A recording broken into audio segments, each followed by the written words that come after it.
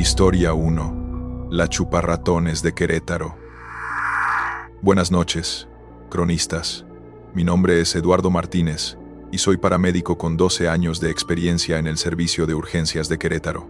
He visto de todo. Accidentes terribles, crímenes violentos, muertes inexplicables. Pero nunca imaginé que sería testigo de algo sobrenatural. Esto me ocurrió hace 2 años en una madrugada de octubre. Lo que experimenté esa noche desafía toda lógica médica y me hizo cuestionar si realmente entendemos el mundo en el que vivimos. Esta es mi historia, y la cuento como advertencia para todos los que trabajan en servicios de emergencia. Hay llamadas que nunca deberían responderse. Era una noche tranquila, de esas que son engañosamente pacíficas antes de que todo se desate. Mi compañera, Lucía, y yo estábamos terminando nuestro turno cuando a las 2:47 de la mañana llegó la llamada.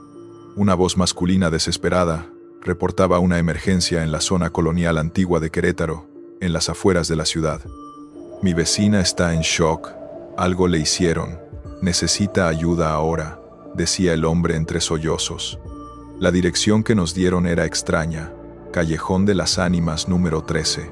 Nunca había escuchado ese nombre, y tengo años trabajando en esta ciudad.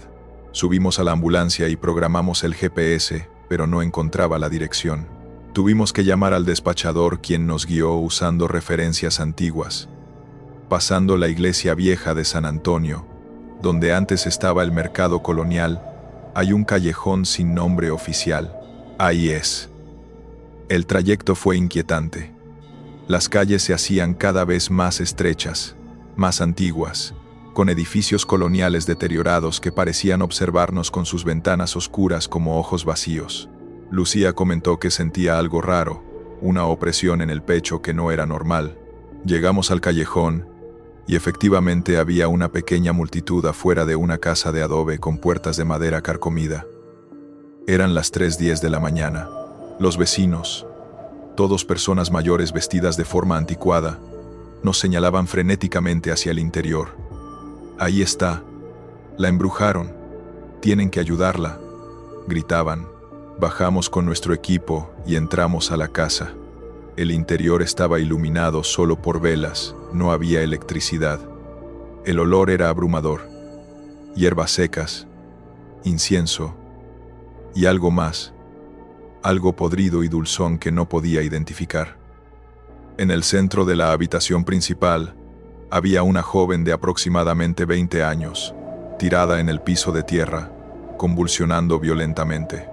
Su ropa era harapienta, sucia, y tenía marcas extrañas en los brazos, símbolos que parecían quemaduras pero con formas demasiado precisas para ser accidentales. Lucía inmediatamente se arrodilló para revisar sus signos vitales mientras yo preparaba el equipo. La paciente tenía los ojos abiertos pero completamente blancos, como si solo quedaran las escleróticas, y de su boca salía un murmullo constante en un idioma que no reconocía. «¿Qué pasó? ¿Quién es ella?», pregunté a los vecinos. Una anciana señaló hacia una esquina oscura de la habitación. Ella la maldijo. «La chuparratones está ahí». Dirigí mi linterna hacia donde señalaba y mi corazón se detuvo un segundo. Había una mujer sentada en una silla, completamente inmóvil, mirándome directamente. Era de complexión mestiza, cabello largo y negro, vestida con ropas que parecían de otra época. Pero lo más perturbador eran sus ojos, negros, completamente negros, sin iris ni pupila visible, como pozos profundos que absorbían la luz. «Disculpe, señora, ¿usted puede decirnos qué pasó aquí?», le pregunté tratando de mantener la calma profesional. La mujer sonrió, una sonrisa que me heló la sangre, y habló en una mezcla de español antiguo y una lengua indígena que no comprendí completamente, pero algunas palabras sí las entendí. «No deberían haber venido. Ahora están marcados. Ella me pertenece». Lucía me miró con terror en los ojos. «Eduardo, tenemos que sacarla de aquí ahora. Sus signos están empeorando». Colocamos a la paciente en la camilla. Pesaba casi nada, como si sus huesos fueran huecos. Al levantarla, su cabeza giró hacia mí y sus ojos blancos me miraron directamente. Su boca se abrió y habló, pero no era su voz. Era una voz masculina, profunda y antigua. Eduardo Martínez, nacido el 15 de marzo de 1985, cicatriz en la rodilla izquierda, miedo a las alturas. Mi sangre se congeló. ¿Cómo sabía eso? Lucía también estaba pálida. La paciente había girado ahora hacia ella. Lucía Fernández, 3 abortos que nadie conoce, culpa que te consume.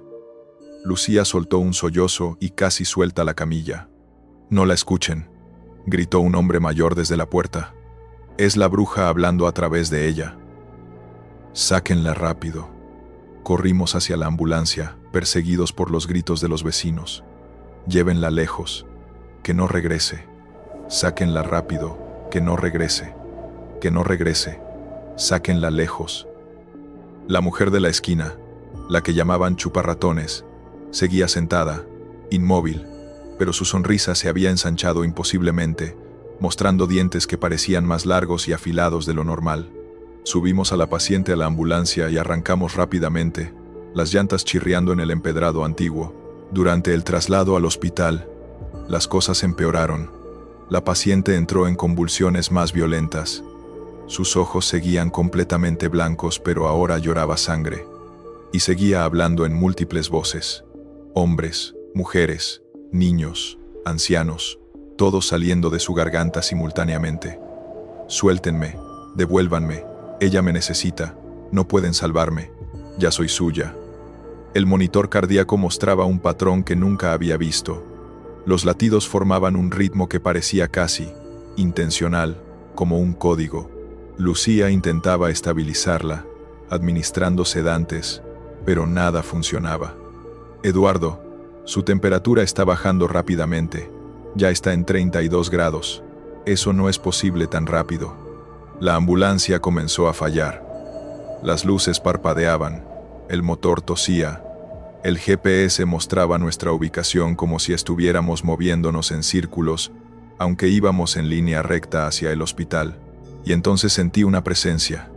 Algo más estaba en la ambulancia con nosotros, algo invisible pero palpable, como un peso opresivo que hacía difícil respirar. La paciente dejó de convulsionar abruptamente. Se sentó en la camilla, con los ojos aún blancos, y giró su cabeza 180 grados, algo anatómicamente imposible, para mirarme directamente mientras yo conducía.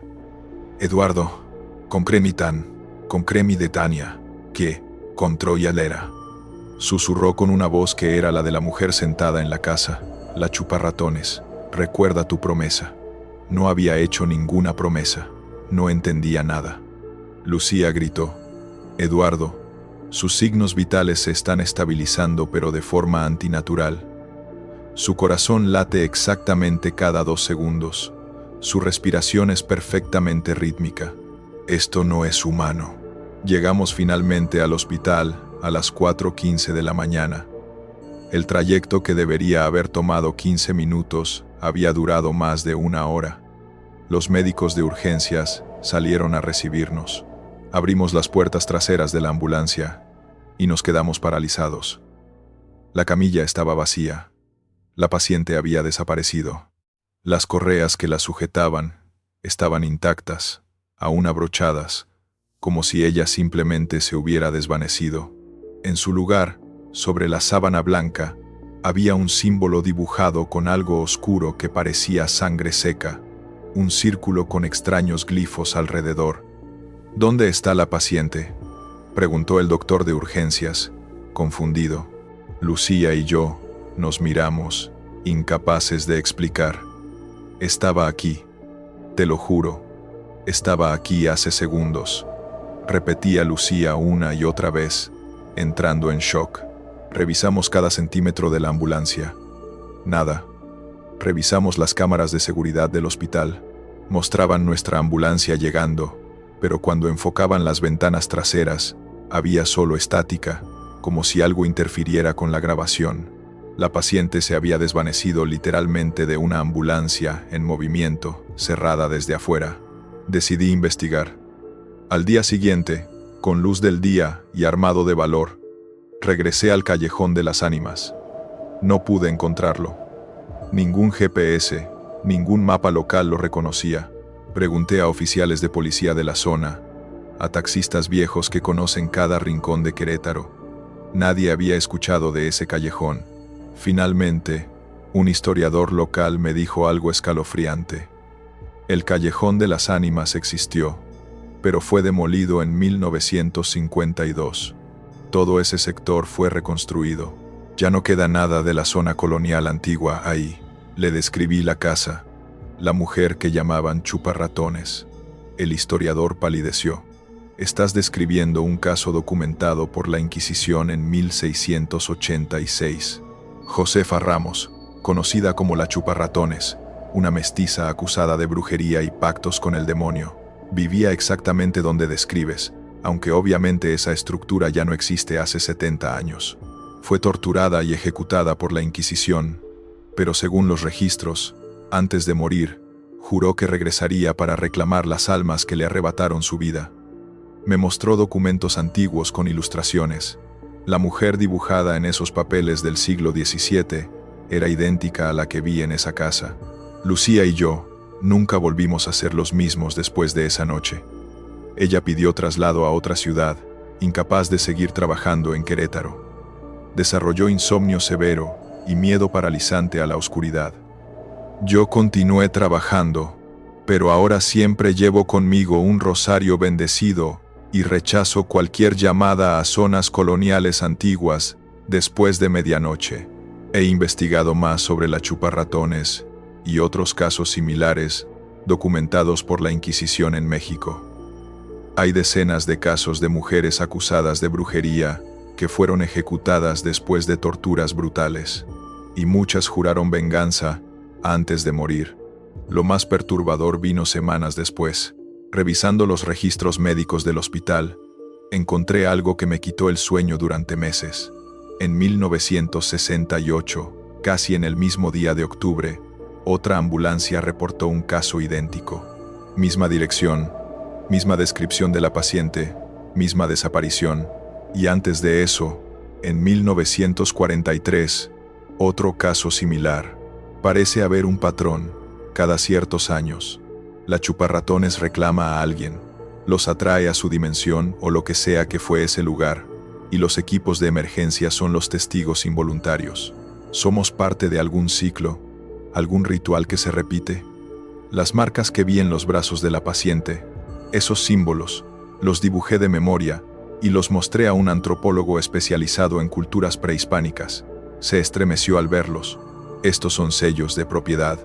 En ciertas prácticas de brujería colonial, las brujas marcaban a sus víctimas para reclamar sus almas. Una vez marcado, perteneces a la bruja incluso después de la muerte. No hay escape.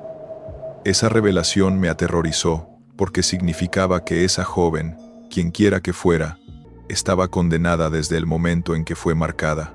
A todos los paramédicos, médicos y personal de emergencia que lean esto, tengan cuidado con las llamadas a zonas históricas antiguas, especialmente en ciudades coloniales como Querétaro, Guanajuato, Puebla. No todas las emergencias son lo que parecen. Algunas son trampas, portales a algo que nuestra medicina y ciencia no pueden explicar ni combatir. Si alguna vez responden a una llamada en una dirección que no existe en mapas modernos, si encuentran pacientes con marcas inexplicables, si algo les dice que no deberían estar ahí, escuchen ese instinto, porque hay fuerzas en este país, fuerzas antiguas alimentadas por siglos de dolor, tortura y muerte, que aún acechan en las sombras del México colonial. Y una vez que te marcan, una vez que entras en su dominio, puede que nunca regreses realmente. Parte de ti se queda allá, con ellos, para siempre. Historia 2. El ungüento de Guanajuato. Buenas noches, cronistas. Soy Gabriela Torres, paramédica con base en León, Guanajuato, y lo que voy a relatar sucedió hace año y medio, durante un turno nocturno que jamás olvidaré.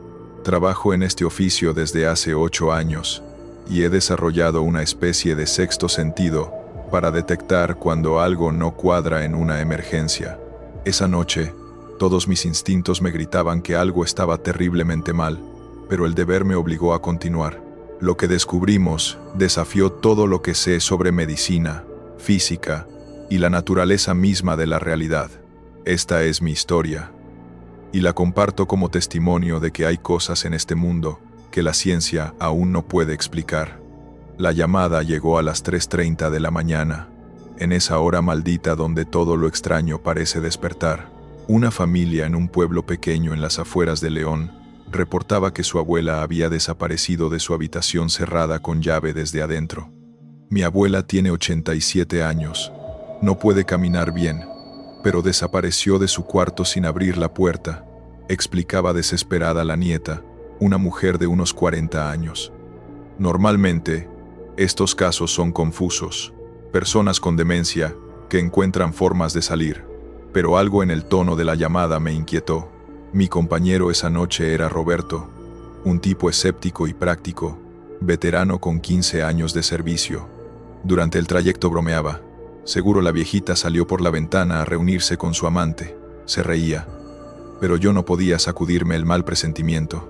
Llegamos a la casa alrededor de las 4 de la mañana. Era una construcción antigua, de esas que han estado en la misma familia durante generaciones, con paredes gruesas de adobe y techo de teja. La familia nos esperaba afuera. 5 personas con rostros de genuino terror. Nos llevaron directamente a la habitación de la abuela, en el segundo piso. La puerta seguía cerrada, atrancada desde dentro con el pasador puesto. El hijo mayor tuvo que forzarla para abrirla. Al entrar, lo primero que nos golpeó fue el olor. Era penetrante, abrumador, una mezcla de hierbas que no podía identificar. Algo terroso y medicinal, mezclado con un aroma dulzón y putrefacto que me recordó a la carne en descomposición. Roberto inmediatamente cubrió su nariz. ¿Qué demonios es ese olor?, preguntó. La habitación estaba intacta. La cama perfectamente tendida, las ventanas cerradas desde dentro con los pestillos echados, sin señales de forcejeo o salida violenta. Pero sobre las sábanas blancas había algo que me heló la sangre. Manchas oscuras, viscosas, como un ungüento o pomada esparcido en el lugar donde debería estar acostada la anciana. Las manchas formaban la silueta de un cuerpo, como si alguien cubierto en esa sustancia se hubiera recostado ahí y luego simplemente se hubiera evaporado. Roberto se acercó a examinarlo con un guante. Frotó la sustancia entre sus dedos. Esto es orgánico, como grasa animal mezclada con plantas. ¿Para qué usaría esto la señora? La familia intercambió miradas nerviosas. La nieta finalmente habló, con voz temblorosa. Mi abuela. Ella era conocida en el pueblo por ciertas cosas, cosas que la familia prefería ignorar. Decían que ella volaba por las noches. Roberto soltó una risa incómoda. ¿Volar? Señora, su abuela tiene 87 años. Pero la mujer no estaba bromeando. No me refiero a volar en avión. Me refiero a que su espíritu salía de su cuerpo, que practicaba la brujería antigua, como su madre y su abuela antes que ella. Por eso nunca se casó. Por eso siempre vivió sola en este cuarto. Los del pueblo la respetaban y le temían. Decidimos revisar toda la casa. Mientras Roberto entrevistaba a la familia abajo, yo exploré el resto del segundo piso. En un pequeño cuarto de almacenamiento adyacente a la habitación de la abuela, encontré algo perturbador. Había estantes llenos de frascos con hierbas secas, pociones en líquidos oscuros, huesos de animales pequeños y libros antiguos escritos a mano con recetas y conjuros. Tomé fotografías para documentar todo. Uno de los libros estaba abierto en una página que describía el ungüento de vuelo nocturno, una receta detallada de cómo preparar una pomada usando grasa de animales, plantas alucinógenas y otros ingredientes que necesitarían traducción de náhuatl al español. Bajé corriendo las escaleras para mostrarle a Roberto. Mientras le explicaba lo que había encontrado, el teléfono de la familia sonó. La nieta contestó. Su rostro pasó del miedo a la confusión total. Colgó y nos miró incrédula. Era del hospital de Celaya. Dicen que encontraron a mi abuela ahí, desorientada, a 40 kilómetros de aquí, que apareció en la entrada de urgencias, sin que nadie viera cómo llegó. Roberto y yo nos miramos. ¿Cómo era posible que una anciana de 87 años con movilidad limitada recorriera 40 kilómetros en menos de una hora saliendo de una habitación cerrada? Nos dirigimos inmediatamente al hospital de Celaya. Durante el trayecto, Roberto estaba inusualmente callado, procesando lo imposible de la situación. Llegamos al hospital alrededor de las 6 de la mañana. La anciana estaba en observación, consciente pero desorientada. Cuando entramos a su habitación, me miró directamente con ojos que parecían mucho más jóvenes y alertas de lo que su edad sugería. «Tú la que huele a miedo», me dijo con una sonrisa sin dientes. «Viniste a mi casa, tocaste mis cosas, ahora estás marcada». Sus palabras me pusieron la piel de gallina. El médico de guardia nos explicó. Apareció a las 4:45 de la mañana en la entrada principal. Las cámaras de seguridad la captaron materializándose, literalmente apareciendo de la nada en un segundo donde no había nada, y al siguiente estaba ella, como si se condensara desde el aire mismo. No llegó caminando, no la dejó ningún vehículo, simplemente apareció. Hemos revisado las grabaciones una docena de veces. Es imposible, pero ahí está. Nos mostró las grabaciones. Efectivamente, en un frame el área estaba vacía.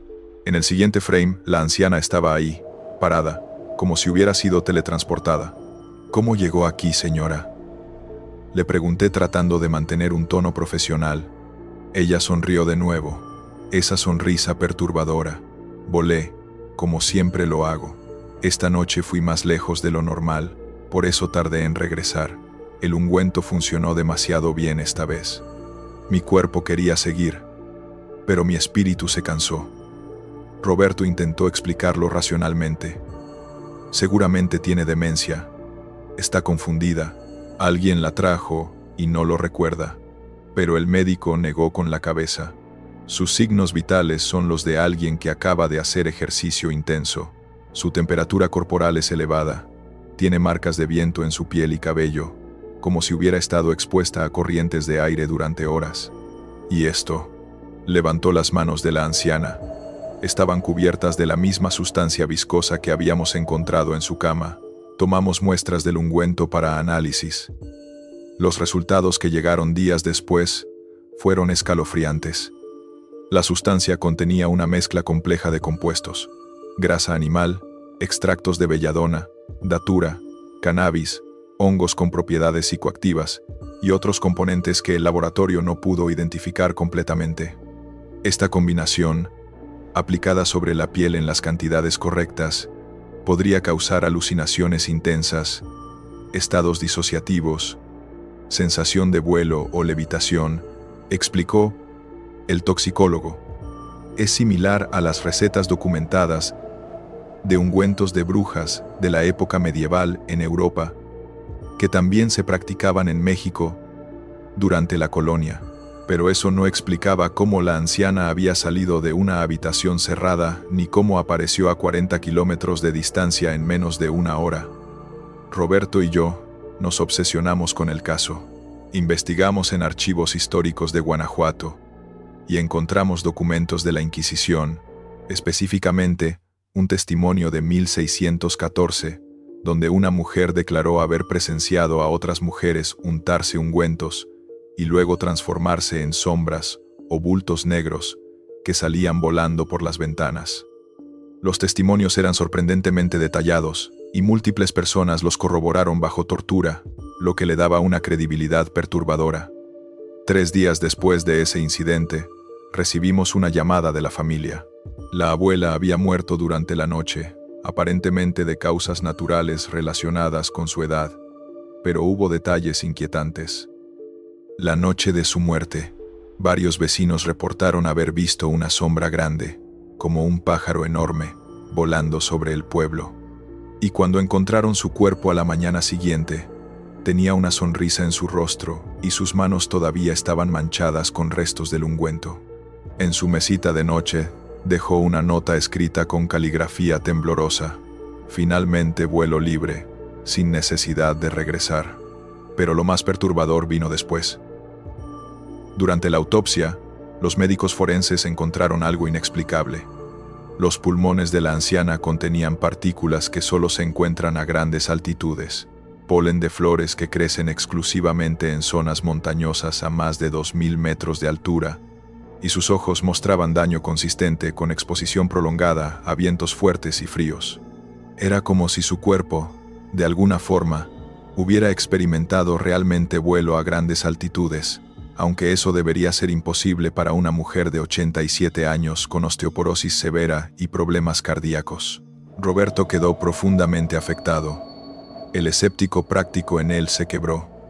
Gabriela, vi esas grabaciones. Vi cómo apareció de la nada. Vi los análisis del laboratorio. Vi los resultados de la autopsia.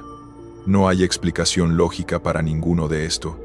Si ella pudo hacer eso, ¿cuántas otras personas también pueden? ¿Cuántos de nuestros pacientes practican esto sin que lo sepamos? Solicitó traslado a otra zona, una más urbana, más moderna, lejos de estos pueblos antiguos donde las tradiciones coloniales todavía persisten. Yo también quedé marcada, como la anciana había predicho. Desde esa noche, tengo pesadillas recurrentes donde vuelo sobre Guanajuato, viendo el paisaje desde arriba, sintiendo el viento helado en mi rostro.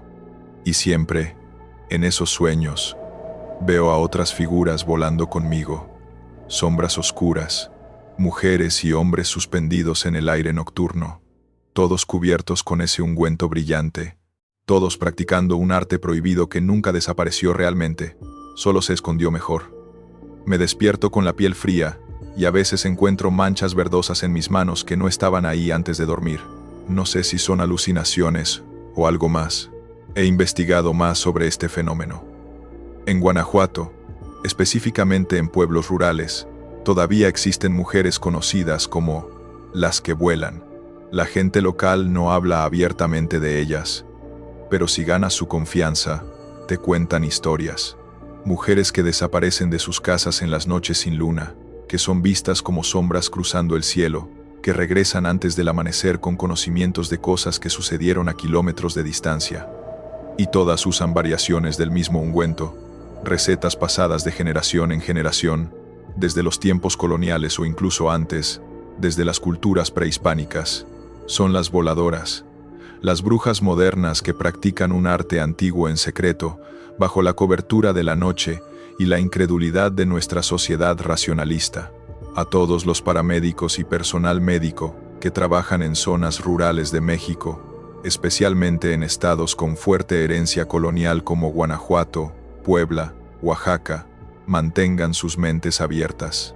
No todos los pacientes que se encuentran desorientados en lugares imposibles están simplemente confundidos. Algunos han regresado de viajes que la medicina moderna no puede explicar. Y si alguna vez responden a una llamada, donde alguien desapareció de una habitación cerrada, donde encuentran ungüentos extraños, donde la familia susurra sobre brujerías, documenten todo, pero no toquen nada.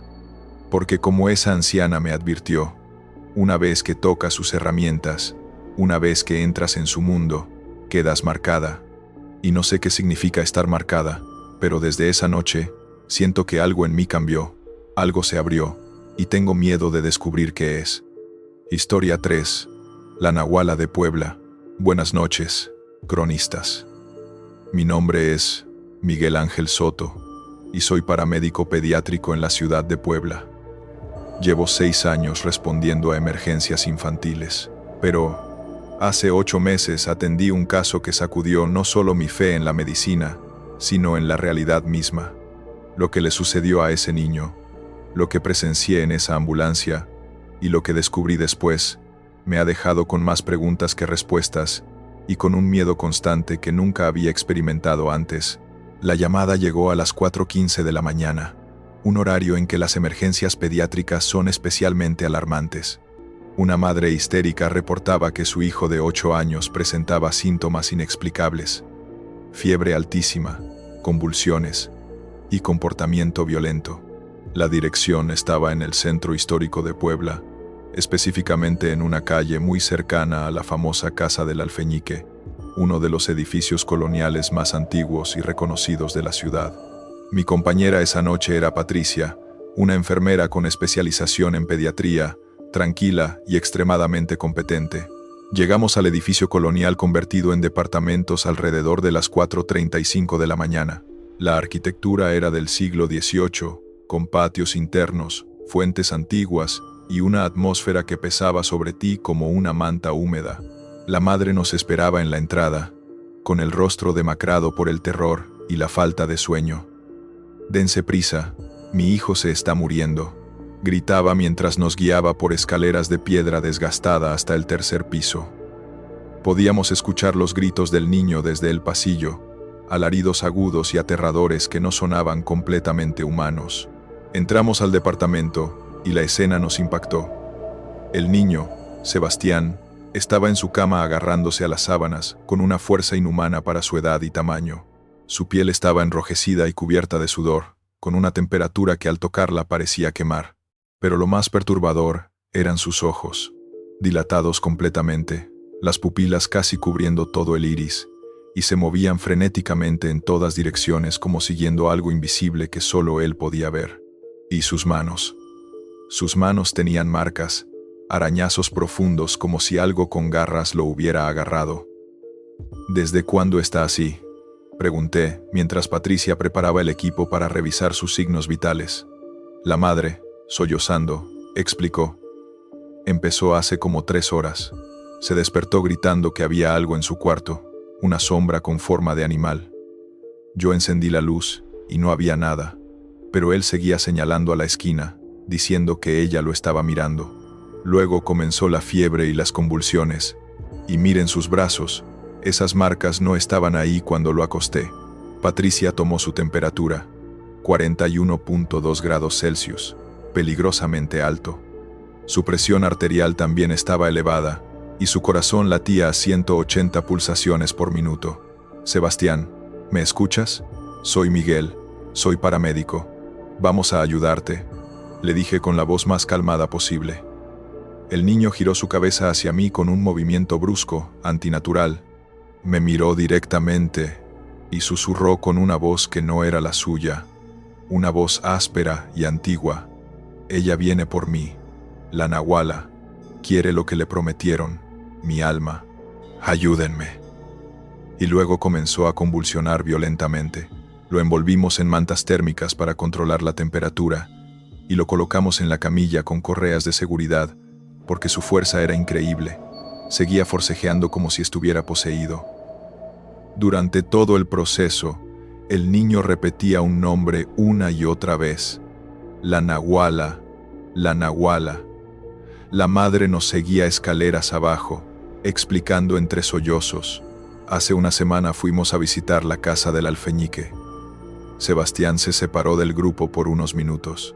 Cuando lo encontramos, estaba pálido, asustado, diciendo que una anciana le había hablado, que le había mostrado algo brillante y le había pedido algo a cambio. Subimos a Sebastián a la ambulancia. Patricia se quedó atrás con él mientras yo conducía hacia el hospital universitario, el más cercano con unidad pediátrica de urgencias. Arranqué rápido, con las sirenas a todo volumen, pero antes de que pudiéramos alejarnos de la zona, Patricia gritó desde atrás. «Miguel, detente, algo está pasando». Frené bruscamente, corrí hacia atrás y abrí las puertas.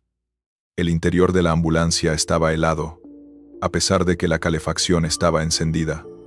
Podía ver mi propio aliento condensándose en el aire, y había una presencia, algo que no podía ver pero sentir, una opresión en el pecho, una sensación de ser observado por algo malévolo. Sebastián había dejado de convulsionar, pero ahora estaba rígido, con los ojos abiertos mirando fijamente hacia arriba. Sus labios se movían rápidamente, murmurando algo inaudible. Patricia tenía lágrimas corriendo por su rostro. «Siento que hay alguien más, aquí con nosotros», susurró aterrada. Y entonces, las luces de la ambulancia comenzaron a parpadear. El monitor cardíaco mostraba un patrón errático que no tenía sentido médico. Y la temperatura dentro del vehículo siguió bajando. Ahora podíamos ver escarcha formándose en las ventanas internas. «Tenemos que sacarlo de aquí ahora», dije, aunque no sabía exactamente qué hacer. Cerré las puertas y volví a conducir, acelerando tanto como me atrevía por las calles coloniales estrechas de Puebla. Durante todo el trayecto, Patricia me iba reportando cosas cada vez más inquietantes. Miguel, su temperatura bajó a 35 grados en segundos. Eso no es posible. Y las marcas en sus brazos. Están sangrando ahora, pero la sangre es negra, viscosa. Esto no es sangre normal. Yo seguía conduciendo, con las manos apretando el volante tan fuerte que me dolían, rezando mentalmente todos los rezos que mi abuela me había enseñado de niño. El equipo médico comenzó a fallar completamente. El monitor cardíaco emitió un pitido largo y se apagó. El tanque de oxígeno dejó de funcionar. Las luces se apagaron dejándonos en casi total oscuridad, solo iluminados por las luces de la calle que entraban por las ventanas. Y en esa oscuridad, Patricia gritó: «Hay algo aquí. Veo una sombra. Está junto al niño». Miré por el espejo retrovisor y mi corazón casi se detiene. Efectivamente, había una forma oscura, una silueta humanoide pero distorsionada, inclinada sobre la camilla donde yacía Sebastián. No tenía rasgos definidos. Era como una sombra tridimensional, pero podía jurar que tenía garras, largas y curvas, extendiéndose hacia el niño. «Aléjate de él», gritó Patricia con valentía, sacando un pequeño crucifijo que llevaba en su cuello y apuntándolo hacia la sombra. La forma vaciló, retrocedió levemente y emitió un sonido, un siseo bajo y amenazante que hizo vibrar todo el interior de la ambulancia. Aceleré más, corriendo 2 semáforos en rojo, con las sirenas resonando en las calles vacías de la madrugada. Finalmente, después de lo que pareció una eternidad, pero probablemente fueron solo 10 minutos, llegamos al hospital. El equipo de urgencias pediátricas salió a recibirnos. Abrimos las puertas traseras y la diferencia fue inmediata. El aire cálido del exterior entró, la temperatura dentro de la ambulancia subió instantáneamente y la presencia opresiva desapareció. La sombra ya no estaba. Sebastián seguía inconsciente, pero su temperatura había comenzado a normalizarse. Lo bajamos rápidamente y lo llevaron a una sala de trauma pediátrico. Patricia y yo nos quedamos junto a la ambulancia, temblando, no por el frío sino por lo que habíamos experimentado. ¿Viste eso? ¿Lo sentiste?, le pregunté a Patricia, necesitando confirmación de que no estaba volviéndome loco. Ella asintió, con los ojos rojos de lágrimas contenidas. Vi la sombra, Miguel. Vi cómo se movía, cómo extendía esas cosas hacia el niño, y sentí su intención. Quería llevárselo, arrastrarlo a algún lugar. No sé cómo explicarlo, pero lo sentí con cada célula de mi cuerpo. Nos abrazamos ahí, 2 profesionales de la salud, entrenados para enfrentar emergencias médicas, completamente desbordados por algo que ningún manual de medicina podría explicar. Sebastián permaneció en cuidados intensivos durante 3 días. Los médicos estaban desconcertados. Su fiebre no tenía origen infeccioso identificable. Las marcas en sus brazos no coincidían con ningún patrón de lesión conocido. Eran demasiado profundas, demasiado precisas. Y el análisis de la sangre negra que salió de ellas mostró componentes inexplicables, como si fuera sangre humana mezclada con algo orgánico no identificado. Y Sebastián, cuando finalmente despertó, no recordaba nada después de ver la sombra en su cuarto, pero tenía un miedo visceral a la oscuridad y repetía constantemente: «No quiero que ella regrese». Decidí investigar. Fui a la casa del Alfeñique, ese museo colonial que la madre mencionó. Hablé con el personal, con los guías turísticos. Al principio fueron evasivos, pero uno de los guías mayores, don Ernesto, finalmente me llevó aparte. La nahuala susurró mirando alrededor para asegurarse de que nadie más escuchara. Es una leyenda local que el museo prefiere no publicitar porque espanta a los turistas, pero es real. Bueno, tan real como pueden ser estas cosas. Don Ernesto me contó la historia. Antes de que se construyera la casa del Alfeñique en el siglo XVIII, en ese terreno vivía una anciana acusada de ser una nahuala, una bruja que podía transformarse en animales. Según los registros de la época, ella practicaba magia oscura, robaba almas de niños para prolongar su propia vida. La comunidad finalmente la capturó y la quemaron viva en ese mismo lugar, pero antes de morir, ella juró que regresaría, que seguiría tomando lo que se le debía. Cuando construyeron la casa años después, reportaron apariciones, niños enfermos inexplicablemente, objetos que se movían solos, y hay un árbol en el patio trasero, uno muy antiguo, que según la leyenda, creció sobre sus cenizas. Algunos dicen que su espíritu está atrapado en ese árbol, esperando. ¿Cómo roba almas?, pregunté, aunque parte de mí no quería saber la respuesta. Don Ernesto se puso más serio. Engaña a los niños, les muestra tesoros brillantes, joyas, cosas hermosas. Les pide un trato, les dará fortuna, salud para su familia, lo que el niño quiera. A cambio, el niño debe prometerle su alma. Los niños, inocentes, no entienden realmente lo que significa, así que aceptan, y entonces ella los marca, esperando el momento adecuado para reclamar lo prometido. Generalmente, unos días después, el niño enferma gravemente, tiene visiones de ella como un animal oscuro, y si ella logra llevárselo durante esa enfermedad, el niño muere y su alma le pertenece para siempre. El horror de esa revelación me golpeó. Sebastián había sido marcado. La nahuala vino a reclamar su alma esa noche, y solo la intervención de Patricia con el crucifijo y nuestra llegada al hospital la había detenido temporalmente. ¿Cómo se rompe el trato? ¿Cómo salvamos al niño?, pregunté desesperado. Don Ernesto negó con la cabeza. No sé si se puede romper. Los casos que conozco, los niños eventualmente desaparecieron o murieron en circunstancias extrañas. Pero he oído que la fe es poderosa, que símbolos religiosos la repelen, que el agua bendita puede borrar las marcas. Deberían intentarlo antes de que ella regrese, porque regresará. Siempre lo hace hasta cumplir su trato.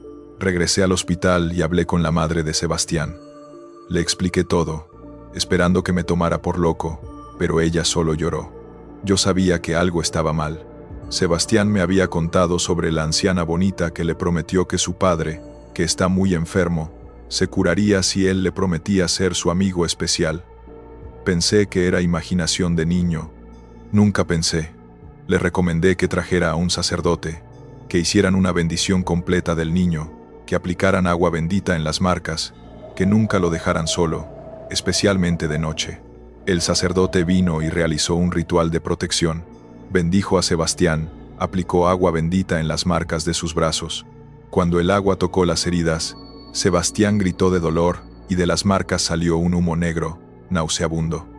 Las heridas comenzaron a sanar visiblemente, cerrándose de forma antinatural rápida.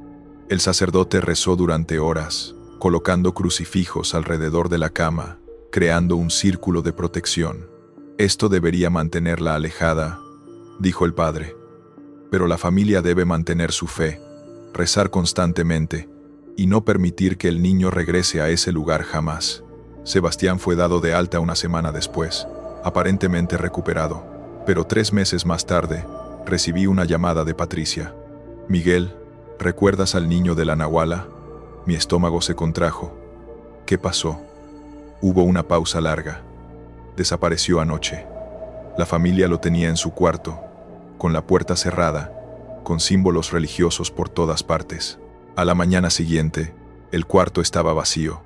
Las ventanas seguían cerradas desde dentro, la puerta trancada. No había forma de que saliera. Simplemente, se esfumó. La policía lo está buscando, pero yo creo que ella lo reclamó, Miguel. Creo que finalmente se lo llevó. Esa noticia me destrozó.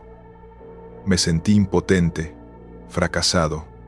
Habíamos salvado al niño solo para que lo tomara semanas después. Fui al departamento de la familia. La madre estaba destrozada. La policía hacía preguntas estándar de niño desaparecido, pero yo sabía que nunca lo encontrarían, no vivo al menos. En la esquina del cuarto de Sebastián, donde él decía que había visto la sombra la primera noche, había marcas de garras profundas en la pared y un olor a tierra húmeda y podredumbre. Y en su cama, dejó un dibujo que había hecho antes de desaparecer. Mostraba un árbol grande con una figura de mujer dentro y un niño pequeño siendo absorbido por las raíces. Investigué más sobre la casa del alfeñique. Resulta que hay registros de al menos 7 niños que han desaparecido en esa zona del centro histórico en los últimos 50 años, todos entre 7 y 10 años. Todos, después de visitar el museo o vivir cerca de él, todos reportando haber visto a una anciana bonita antes de desaparecer. Los casos nunca fueron resueltos. Los cuerpos nunca fueron encontrados. Las autoridades los catalogaron como secuestros o huidas, pero los patrones eran demasiado similares. Era la nahuala, reclamando almas cada ciertos años, continuando su pacto oscuro que comenzó hace siglos. Visité el árbol en el patio trasero del museo, ese árbol antiguo que supuestamente creció sobre las cenizas de la bruja. Es un árbol retorcido, enfermizo, con la corteza oscura como quemada, aunque no hay señales de fuego reciente. Y cuando te acercas a él, sientes frío, escuchas susurros, ves sombras moviéndose en su interior. El personal del museo evita esa área, especialmente de noche, y en el suelo alrededor del árbol, donde no debería crecer nada por la sombra constante, hay flores pequeñas y marchitas que, según don Ernesto, solo aparecen cuando el árbol se alimenta de una nueva alma. A todos los paramédicos y personal médico, si atienden a un niño con síntomas inexplicables, con marcas de garras, que menciona haber hecho tratos con ancianas, tómenlo en serio. No es imaginación, no es siempre algo médico. Y nosotros, con nuestros equipos médicos y protocolos estándar, somos impotentes contra ellas. Lo único que puede proteger es la fe, los símbolos religiosos, y mantener a los niños alejados de lugares donde estas entidades residen. Porque una vez marcados, una vez que hacen el trato, es solo cuestión de tiempo. Y yo cargo con la culpa de no haber podido salvar a Sebastián, de no haber actuado más rápido, de no haber entendido antes la gravedad de con qué estábamos tratando. Su rostro me persigue en sueños, llamándome, pidiendo ayuda que llegó demasiado tarde. Historia 4. La bruja del Panteón de la Biznaga. Buenas noches, cronistas. Soy Fernando Velázquez, paramédico con base en Saltillo, Coahuila, aunque mi área de cobertura incluye varios pueblos pequeños de la región. Lo que voy a relatar sucedió hace un año en el pueblo de La Biznaga, un lugar que antes de esta experiencia no conocía, pero que ahora visita mis pesadillas regularmente. Ese pueblo tiene una reputación siniestra en la región, una reputación que yo, en mi arrogancia profesional, consideraba superstición rural. Aprendí de la peor manera posible que algunas reputaciones están bien ganadas, y que hay lugares en México donde las brujas no son leyendas del pasado, sino realidades del presente. Esta es mi historia, y la comparto como advertencia. Hay pueblos que los servicios de emergencia deberían marcar con señales de peligro que no tienen nada que ver con geografía o criminalidad, sino con fuerzas que no entendemos. La llamada llegó a las 1:30 de la mañana, inusualmente temprano para el tipo de emergencia reportada. Una mujer en La Biznaga había sufrido un ataque según el reporte. Los detalles eran vagos, pero la ubicación era específica. El Panteón de la Luz, el cementerio local, el cementerio. Le pregunté al despachador, ¿qué hacía alguien ahí a esta hora? La respuesta fue cortante, no hagas preguntas, solo ve. La familia insiste en que es urgente y que no muevan a la paciente de donde está. Eso ya era extraño.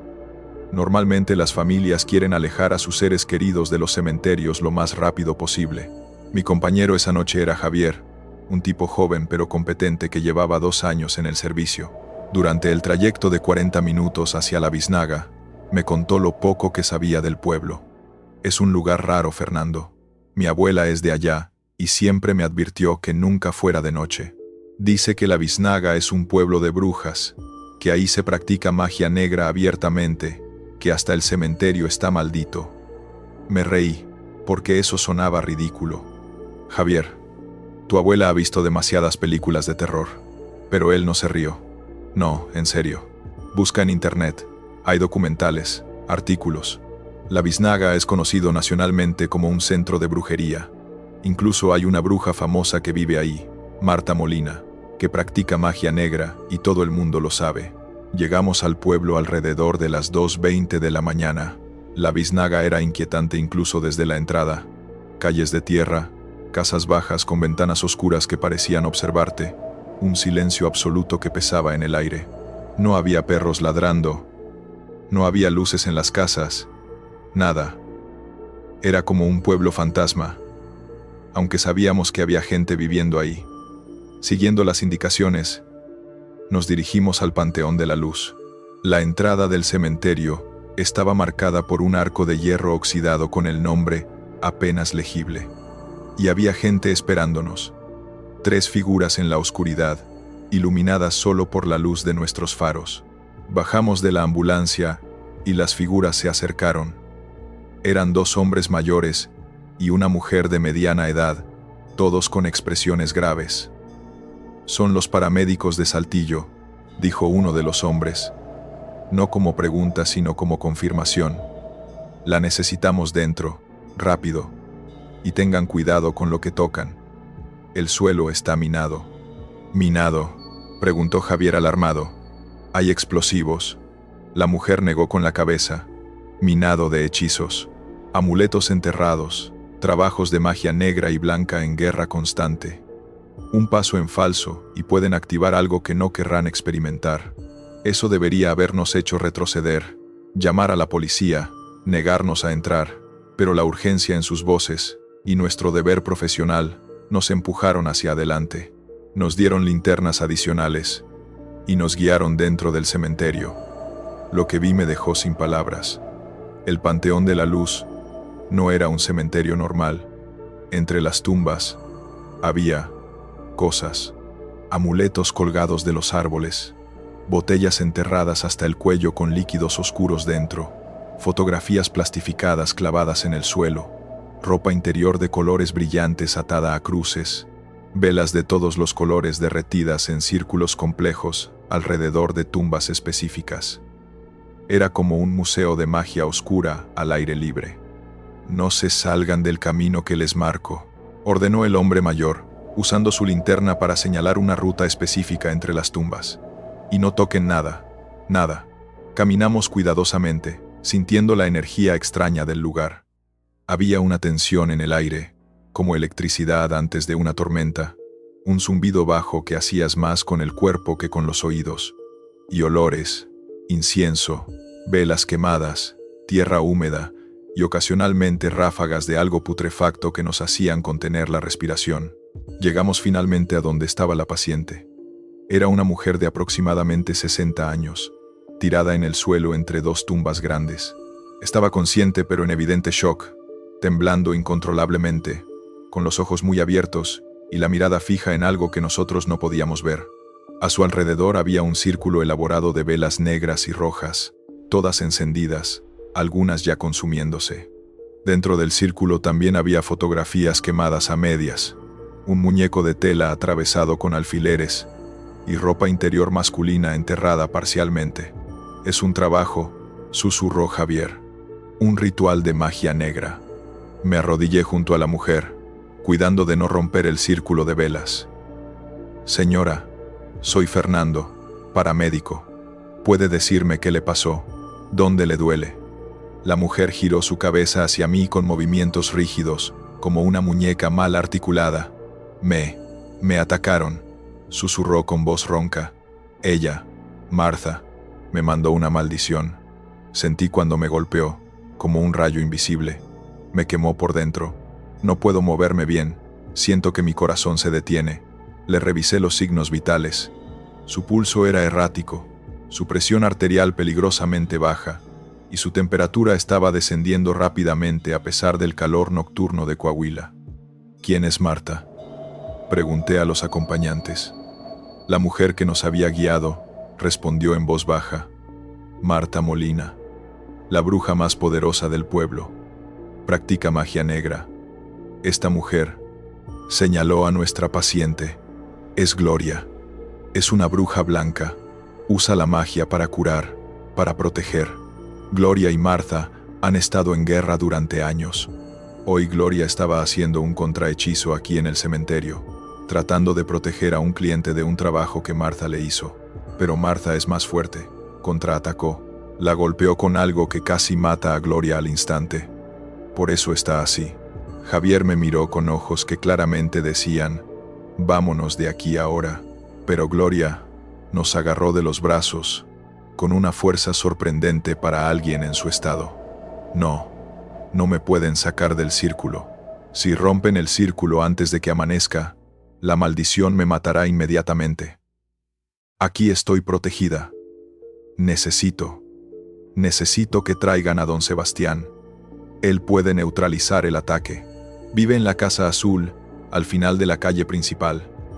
Intenté explicarle que necesitaba atención médica urgente, que los hospitales no iban a esperar al amanecer, pero ella insistía, casi histérica.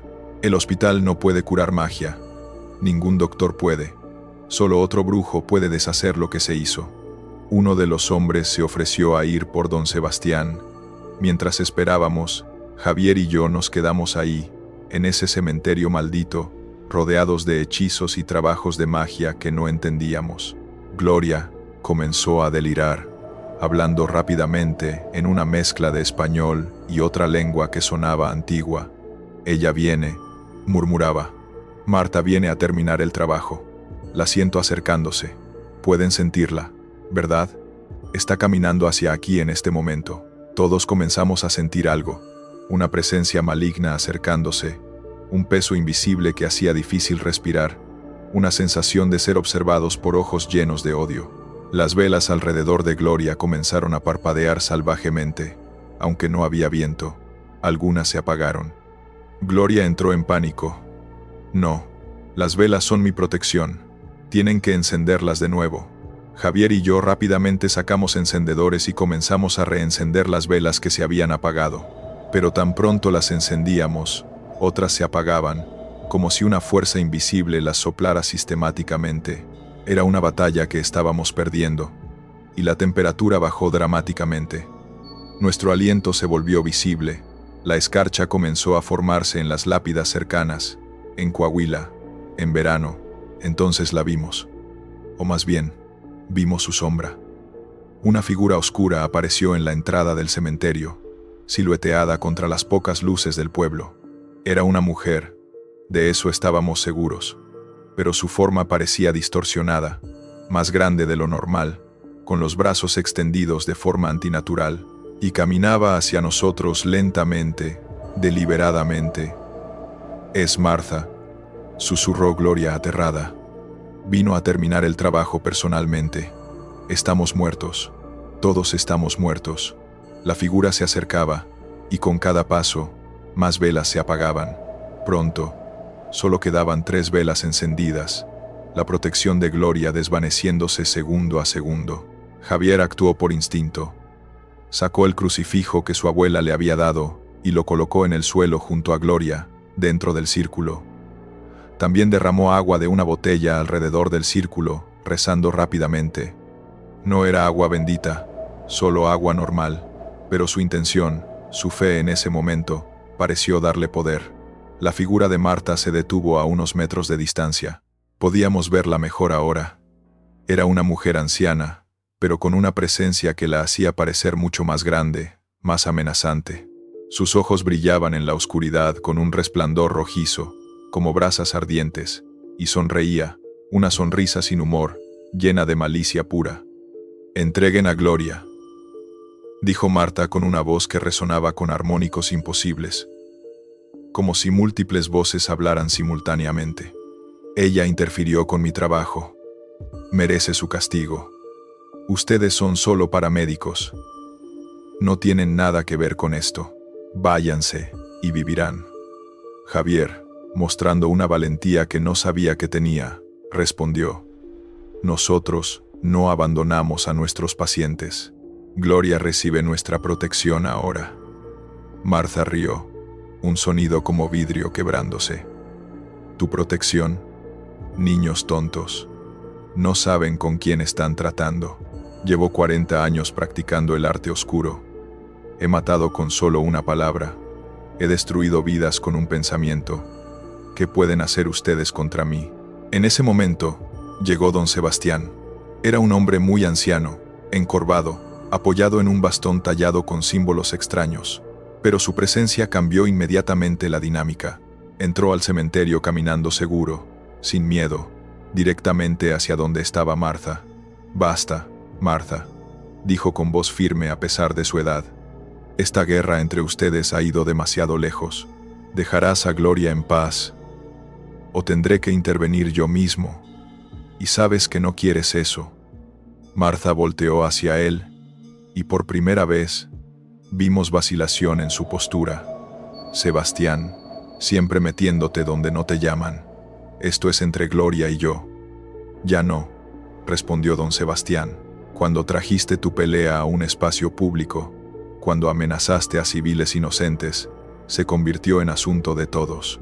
Lo que siguió fue lo más extraño que he presenciado en mi vida.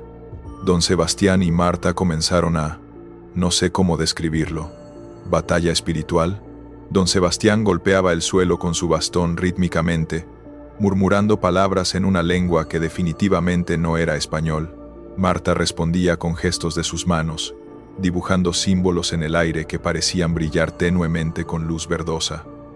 El aire entre ellos se distorsionaba, como ondas de calor sobre pavimento caliente. Las tumbas alrededor temblaban, las hojas muertas se elevaban en remolinos, y ese zumbido que habíamos sentido antes se intensificó hasta convertirse casi en un rugido audible. Javier y yo nos agachamos junto a Gloria, protegiéndola instintivamente aunque no sabíamos de qué exactamente. El duelo entre los dos brujos duró tal vez 5 minutos, pero se sintió como una eternidad. Finalmente, don Sebastián gritó algo en esa lengua antigua y golpeó el suelo con su bastón con tal fuerza que el sonido resonó como un trueno. Martha retrocedió, tambaleándose, su forma disminuyendo, volviéndose más pequeña, más humana. El brillo rojizo en sus ojos se apagó. Respiraba con dificultad, derrotada al menos temporalmente. «Esta noche has perdido, Martha», declaró don Sebastián. «Regresa a tu casa. Y si vuelves a atacar a Gloria, o a cualquier otra persona de esta manera, me aseguraré de que el Consejo de Brujos del Norte te quite tu poder permanentemente. ¿Me entiendes?» Martha lo miró con odio puro, pero asintió lentamente. «Esto no ha terminado, viejo. Siseo, algún día, cuando ya no estés aquí para protegerlos, terminaré lo que empecé». Dio media vuelta y se alejó cojeando, su figura encogiéndose en la oscuridad hasta desaparecer por completo. El aire inmediatamente se sintió más ligero, la temperatura comenzó a subir, y las velas que quedaban se estabilizaron. Don Sebastián se acercó a nosotros. «Pueden sacarla del círculo ahora. El ataque ha sido neutralizado. Pero llévenla al hospital de todos modos. La maldición dejó daño físico, que necesita tratamiento médico normal». Ayudamos a Gloria a levantarse. Estaba débil, pero consciente, llorando de alivio. «Gracias», nos susurró. «A todos. Me salvaron la vida». La colocamos en la camilla y comenzamos a sacarla del cementerio por el mismo camino marcado. Don Sebastián nos acompañó, asegurándose de que no pisáramos ningún hechizo enterrado. En el camino, me atreví a preguntar: «Don Sebastián, ¿qué es este lugar exactamente? ¿Por qué hay tantos trabajos aquí?». Se detuvo y miró alrededor del cementerio con expresión triste. «La Biznaga es un pueblo especial, joven. Aquí, la brujería nunca dejó de practicarse, ni siquiera durante la colonia cuando la Inquisición quemaba brujas en otros lugares. Este pueblo siempre fue un refugio para los que practican las artes antiguas. Y el cementerio es el campo de batalla. Aquí es donde los brujos vienen a hacer sus trabajos más poderosos, porque la tierra está saturada de muerte y energía. Y sí, hay hechizos por todas partes, algunos para protección, otros para ataque, otros para amarres de amor o maldiciones. Es un lugar peligroso para los no iniciados, pero necesario para nosotros». «¿Y Martha?», preguntó Javier. «¿Por qué la dejan practicar magia negra tan abiertamente?». Don Sebastián suspiró. «No es ilegal. El gobierno la conoce. Todos la conocen. Tiene clientes que vienen de todo México buscando sus servicios. Hace trabajos de magia negra por dinero, separaciones, venganzas, dominación. Gloria, en cambio, es bruja blanca, cura, protege, deshace hechizos negativos. Son dos lados de la misma moneda, y normalmente coexisten en equilibrio. Pero a veces, como esta noche, el conflicto se vuelve directo, y es peligroso para todos los involucrados, incluidos civiles inocentes como ustedes. Llegamos finalmente a la ambulancia. Subimos a Gloria, y comenzamos el trayecto de regreso a Saltillo. Durante el camino, sus signos vitales se estabilizaron gradualmente. Le explicamos lo que habíamos presenciado, aunque sabíamos que sonaría increíble en el reporte oficial. ¿Cómo vamos a escribir esto?, me preguntó Javier. Paciente atacada por maldición de bruja negra, tratada con contrahechizo de brujo blanco en cementerio lleno de magia. Me reí nerviosamente. Pondremos: ataque de ansiedad severo en cementerio local, estabilizada en escena, transportada para evaluación. Nadie necesita saber los detalles reales. Gloria estaba lo suficientemente recuperada como para hablar. Nos contó más durante el trayecto. Lamento que hayan sido arrastrados a esto. Marta está enojada porque le quité un cliente importante, una mujer que ella tenía amarrada a un hombre violento. Yo deshice el amarre y ayudé a la mujer a escapar. Marta lo vio como una ofensa imperdonable. Esta noche estaba haciendo un trabajo de protección adicional para esa mujer, y Marta me atacó en medio del ritual. Si no hubieran llegado ustedes, si don Sebastián no hubiera venido, estaría muerta ahora. Su gratitud era genuina y conmovedora, pero también me llenó de inquietud. Habíamos salvado una vida, sí, pero ¿a qué costo? Ahora Marta nos conocía. ¿Éramos objetivos también? Como si leyera mis pensamientos, Gloria dijo: no se preocupen, don Sebastián los protegerá. Él es el brujo más poderoso de la región, y respeta a los que ayudan a otros sin esperar nada a cambio. Les hará un trabajo de protección. Les aseguro que Marta no podrá tocarlos. Eso debería haberme tranquilizado, pero solo me hizo sentir más adentrado en un mundo que no entendía, un mundo de magia y fuerzas oscuras, que la ciencia médica no reconoce, pero que son tan reales como cualquier bacteria o virus. Llegamos al hospital de Saltillo, alrededor de las 5 de la mañana. Los médicos de urgencias estaban confundidos por la condición de Gloria. Presenta signos de shock severo, hipotermia leve, y estas marcas extrañas en su piel, como quemaduras pero sin daño térmico real. ¿Qué le pasó exactamente?, preguntó el doctor de turno. Javier y yo intercambiamos miradas. Fue encontrada en condiciones adversas, en un cementerio. Exposición prolongada al frío nocturno. Mentimos técnicamente.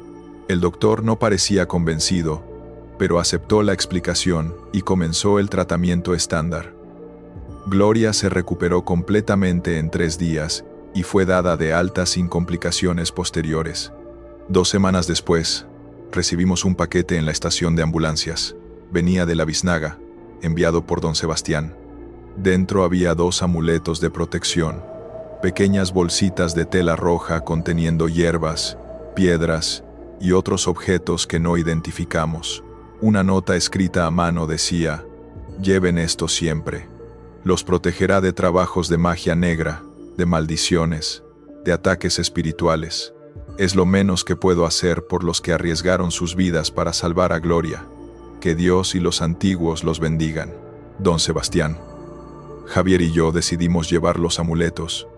Llámalo superstición, pero después de lo que vimos, no estábamos dispuestos a arriesgarnos. Intenté investigar más sobre la Biznaga después de esa noche. Encontré artículos, documentales, testimonios de personas que habían visitado el pueblo buscando servicios de brujería. Aparentemente, la Biznaga es conocido nacionalmente e incluso internacionalmente como un centro de magia negra y blanca. Brujos de todo el país vienen a consultar con los maestros del pueblo, especialmente con Marta Molina, cuya reputación por trabajos de magia negra efectivos es legendaria. Hay historias de personas cuyas vidas fueron destruidas por sus maldiciones, de amarres amorosos tan fuertes que las víctimas pierden toda voluntad propia, de venganzas tan terribles que llevaron a suicidios y locura. Pero también encontré el otro lado.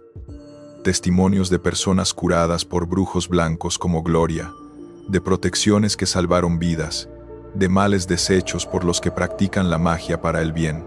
La biznaga es un microcosmos de la eterna batalla entre luz y oscuridad, bien y mal, y esa batalla se libra diariamente en el Panteón de la Luz, donde Javier y yo fuimos testigos de solo una escaramuza en una guerra mucho más grande y antigua. Y lo más inquietante, las autoridades saben, la policía local, los gobiernos municipales, todos saben que la brujería se practica abiertamente ahí, pero no hacen nada porque técnicamente no es ilegal y porque francamente tienen miedo. Nadie quiere ser el objetivo de una maldición de Martha Molina. Han pasado meses desde esa noche, y Javier y yo hemos cambiado. Llevamos nuestros amuletos religiosamente, sin juego de palabras. Nos hemos vuelto más cuidadosos sobre las llamadas que aceptamos a pueblos remotos. Y hemos desarrollado una sensibilidad nueva, una capacidad de sentir cuando algo no es completamente normal en una emergencia, cuando hay fuerzas más allá de lo médico involucradas. Es como si esa noche en la biznaga nos hubiera abierto un sexto sentido, uno que a veces preferiríamos no tener.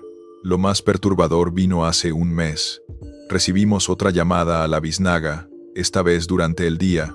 Era una emergencia médica legítima, un hombre con ataque cardíaco. Fuimos porque era nuestro deber.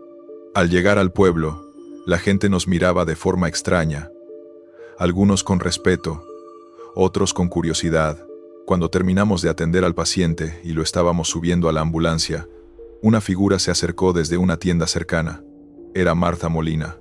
La reconocí inmediatamente, a pesar de la luz del día. Se veía como una anciana normal, pequeña, encorvada, con un chal oscuro. Pero sus ojos, esos ojos seguían teniendo ese brillo que me heló la sangre. Se acercó directamente a mí. Javier instintivamente se puso tenso, su mano yendo al amuleto bajo su camisa. Pero Marta solo sonrió, esa misma sonrisa sin humor que había mostrado en el cementerio. «Paramédico Fernando», dijo conociendo mi nombre aunque nunca se lo había dicho. «Veo que llevas la protección de Sebastián. Sabia decisión. Y veo que regresas a mi pueblo sin miedo. Valiente. O tonto. Aún no decido cuál». Se quedó ahí mirándome por un momento que pareció eterno. «No te guardo rencor por esa noche. Hiciste tu trabajo. Pero recuerda, en la biznaga, no todos los que sufren son víctimas inocentes, y no todos los que curan tienen buenas intenciones. Las cosas aquí son más complicadas de lo que los forasteros entienden. Vuelve cuando quieras, tu amuleto te protege, pero ten cuidado, porque la protección de Sebastián no durará para siempre. Él es viejo, muy viejo, y cuando muera», dejó la frase sin terminar, pero la amenaza implícita era clara. Martha se dio vuelta y se alejó, desapareciendo en el pueblo como una sombra al mediodía. Javier y yo subimos a la ambulancia en silencio y nos fuimos lo más rápido que pudimos profesionalmente justificar. Durante el camino de regreso, ninguno de nosotros habló durante largos minutos. Finalmente, Javier dijo: «Fernando, creo que deberíamos rechazar cualquier otra llamada a la biznaga. No me importa si nos regañan los supervisores. Ese lugar no es para nosotros. Cada vez que vamos, sentimos que estamos jugando con fuego». Parte de mí quería estar de acuerdo, pero otra parte, la parte que tomó este trabajo para ayudar a la gente sin importar las circunstancias, sabía que no podíamos simplemente abandonar a todo un pueblo. Don Sebastián murió 3 meses después de esa noche. Lo leímos en el periódico local.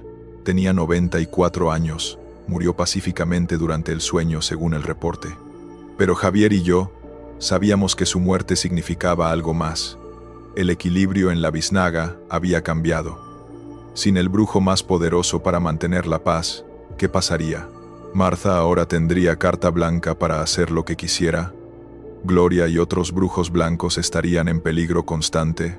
Y nosotros seguiríamos protegidos por amuletos hechos por un hombre muerto, o esa protección se desvanecería con él. Y así, mis queridos cronistas, llegamos al final de estas historias de terror paranormal.